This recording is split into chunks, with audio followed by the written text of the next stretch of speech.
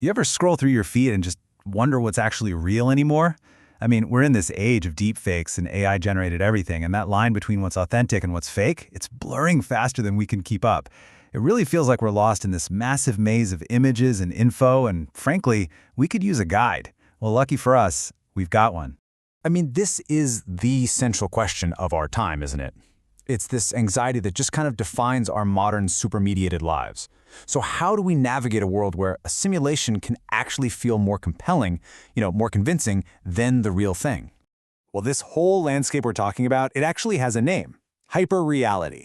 It's basically this state where copies and simulations, they don't just imitate the real thing. No, they often completely replace it, and they become the version of reality we actually prefer.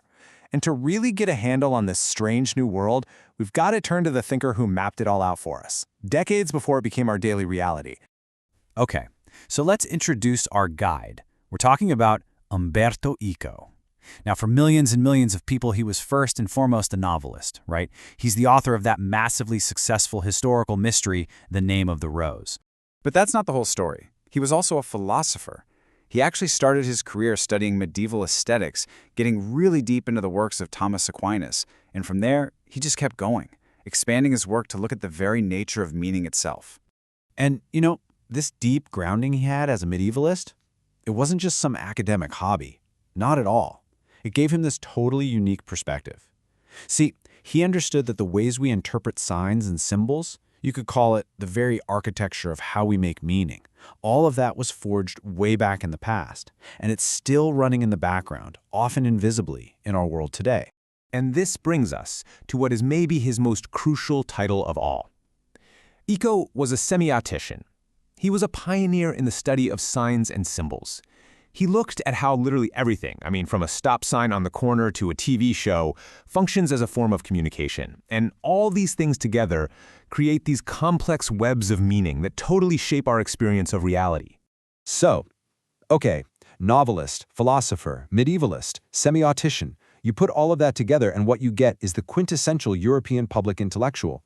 This was a rare kind of thinker who could just move effortlessly between super dense theory and pop culture, all in the service of helping everyday people make sense of the world around them.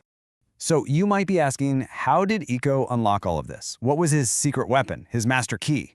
Well, it was his main field, semiotics. And what's really important here is that he didn't see it as some dusty, old academic theory. No, for him, it was a practical toolkit that anyone could use. So at its core, semiotics is really just the study of how we build meaning. Eco built on this idea that any sign is made of two parts. There's the signifier, that's the image or the sound or the word, and then there's the signified, which is the concept it points to. And the crucial thing is, the connection between them isn't natural. It's totally cultural. He argued our whole world is just this massive symbolic system, and semiotics is what gives us the tools to actually read it. But here's where Eco's thinking gets really radical, and you can see it in this quote right here. He argued that the very thing that gives a sign its power, its ability to stand for something real, is also what makes it the perfect tool for lying. Think about it. If a sign can represent something true, it can just as easily be used to represent something that isn't there at all. And for Eco, that was the key to understanding how we build entire artificial realities. Okay, so armed with this powerful insight, Eco basically applied his semiotic lens to everything. He started decoding the hidden messages in all kinds of culture, from the highest of the high to the lowest of the low. We're talking everything from ancient medieval manuscripts all the way to the magical kingdom of Disneyland. All right, let's see how this works in practice. Let's take the Middle Ages.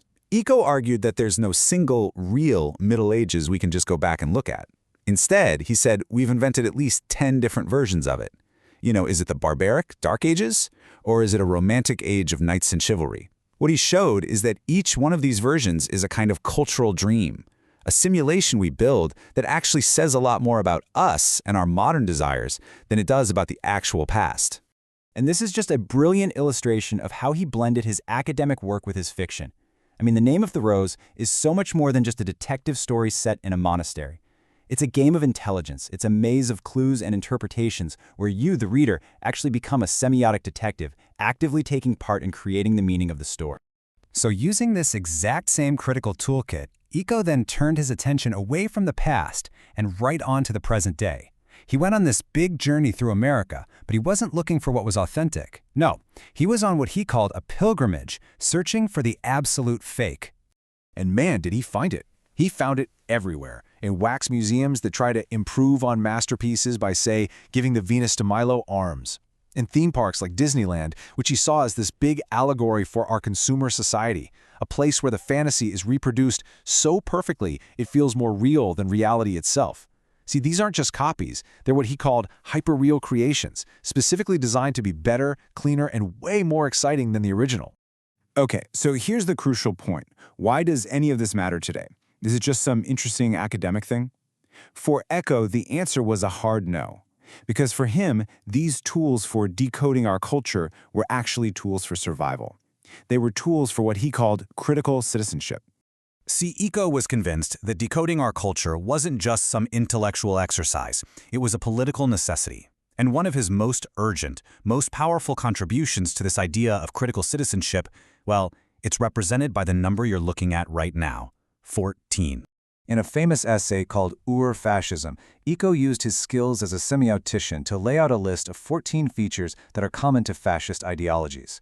His point was that fascism isn't some single thing from the past. It's like a virus that can come back in new forms. So this list was meant as a practical toolkit designed to help everyday people spot the rhetoric and the symbols of fascism whenever and wherever they might pop up.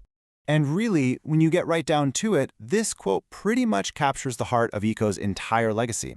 His goal was never, ever to just hand us the answers. It was to teach us how to ask better questions.